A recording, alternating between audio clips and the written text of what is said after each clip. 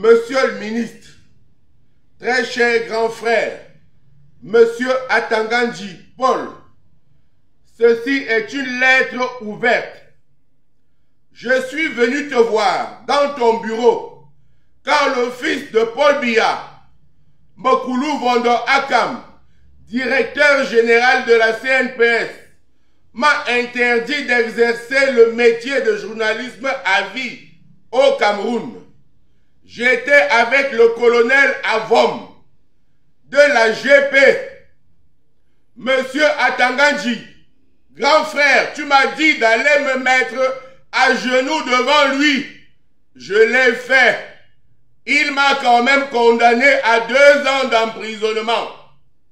Monsieur Atangandji, très cher grand frère, tu m'as dit d'écrire une lettre d'excuse à Monsieur Mokulu Vondo, le fils de Paul Biya, quand il m'a interdit d'exercer le métier de journalisme à vie au Cameroun, quand il a interdit mon journal, le seul journal de la région de l'Est, à vie au Cameroun, tu m'as dit d'aller me mettre à genoux, de lui demander pardon à plat ventre.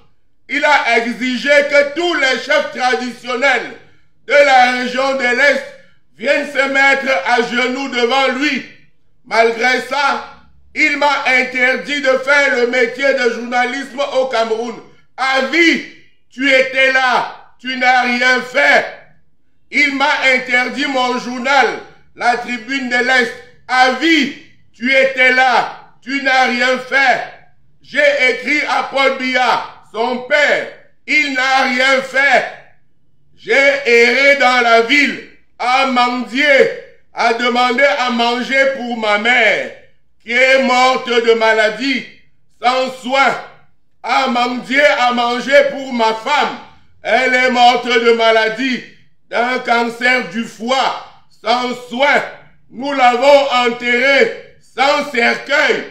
Le fils de Paul Biya Mokulu Vondo est là.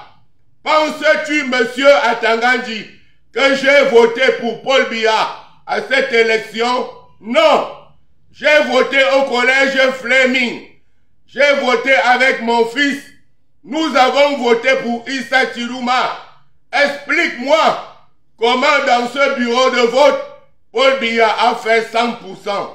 Non, monsieur le ministre, le peuple va réagir un jour. Tu ne peux pas gagner tous les jours. Je m'appelle Tuilé. Je suis déjà mort. Tous les miens sont morts. Ma famille est dispersée. Je n'ai plus de vie. M'enfermer à Kondengi comme tu les menaces n'est rien du tout. Ma vie est un sous-chapitre de la mort. Adieu.